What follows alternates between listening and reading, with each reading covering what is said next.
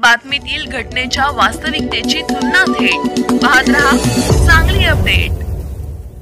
मिरज विधानसभा मतदारसंघात राजकीय वातावरण ढवळून निघालेले असताना आता महाविकास आघाडीतील नेत्यांच्या नाराजीमुळे मतदारसंघात वेगळे चित्र निर्माण होताना दिसून येत आहे।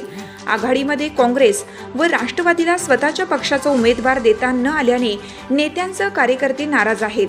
हे चित्र स्पष्ट असताना काही दिवसापूर्वी सांगलीतील जयश्रीताई पाटील यांच्या प्रचार शुभारंभ वेळी माजी केंद्रीय मंत्री पाटील यांनीही सूचक वक्तव्य केलं होतं।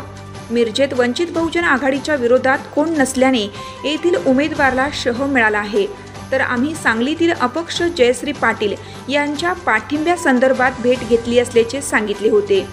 यावरून सांगलीत वंचित आघाडीचा पाठिंबा घेतला जाईल, मात्र मिरजेत घेतला जाणार नाही हे सिद्ध झाले। मात्र वंचित बहुजन आघाडीला लोकसभेला पाठिंबा घेतला होता, तर मिरजेत विधानसभा मतदारसंघात काँग्रेसचे हे नेते छुप्या पद्धतीने काम करतील अशीही एक शक्यता यावेळी निर्माण झाल्याचे दिसून आले। यावेळी बोलत असताना मिरज विधानसभा मतदारसंघाविषयी प्रतीक पाटील काय म्हणाले ते पाहूया। आंबेडकरांची सुद्धा माझं बोलणं चालू आहे। त्यांनी पण मला शब्द दिलेला आहे की आज मिरजेचा उमेदवार त्या ठिकाणी आज अपक्ष कोण नाहीये, त्यांच्या उमेदवाराला थोडंसं त्या ठिकाणी शह मिळालेलं आहे। 100% सांगलीत आम्ही तुम्हाला सूट देऊ आणि त्यांच्याकडनं मागणी एकच आहे, भाजप। 2 दिवसापूर्वी काँग्रेसचे विधानसभेला इच्छुक असणारे उमेदवार CR सांगलीकर यांच्या वक्तव्यानंतर काँग्रेसच्या कार्यकर्त्यांमध्ये संतापाची लाट उसळली आहे।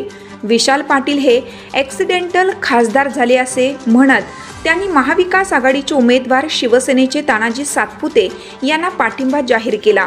मात्र CR सांगलीकर यांचा हा पाठिंबा घेत असताना मीही लोकसभेला निवडणूक रिंगणात उतरणार आहे व विशाल पाटील हे मेरिटनुसार नव्हे तर ॲक्सिडेंटल खासदार आहेत। या वक्तव्यामुळे विशाल पाटील व काँग्रेस कार्यकर्त्यांमध्ये चांगली संतापाची लाट उसळली। आधीच महाविकास आघाडीमध्ये आलबेल नसताना सांगलीकरांच्या या वक्तव्याने काँग्रेसच्या कार्यकर्त्यांचा महाविकास आघाडीकडे वळण्याचा मार्ग मोकळा झाला। CR सांगलीकर काय म्हणाले ते पाहूया। जर सांगलीमध्ये जसं तुम्ही 100 मिटिंगा घेता, 100 वेळा ते पृथ्वीराज पाटलांना वहिनींना बसवता, चर्चा करता, त्या पद्धतीने मिरजेत का करत नाही? कारण ते तुमचे घरचे आहेत, तिथे घरचे कोण नाही। तो की विशाल पाटील आणि विश्वजित कदम हे मतदारसंघाचे नेते आहेत आणि ह्यांच्या मागे लावून आम्ही आयुष्य बर्बाद करून घेतलंय। तर इलेक्शनच्या आधी आम्हाला माहिती आहे ना, तुम्ही ऍक्सिडेंटल खासदार आहात, तुम्ही का मेरिट मध्ये निवडून आलेला खासदार नाही आहात।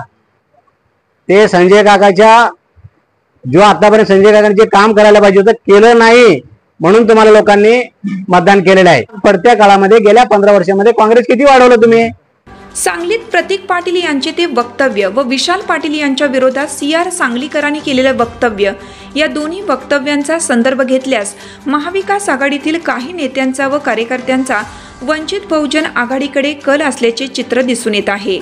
आधीच उमेदवारी न मिळाल्याने नाराज असलेले कार्यकर्ते सांगलीकर यांच्या वक्तव्याने पुरते दूर गेल्याचे दिसून आले। नक्की महाविकास आघाडीच्या उमेदवारापासून दूर जाण्यासाठीच तर केलेला हा प्रयत्न नसेल ना, अशी शंका आता येऊ लागली आहे।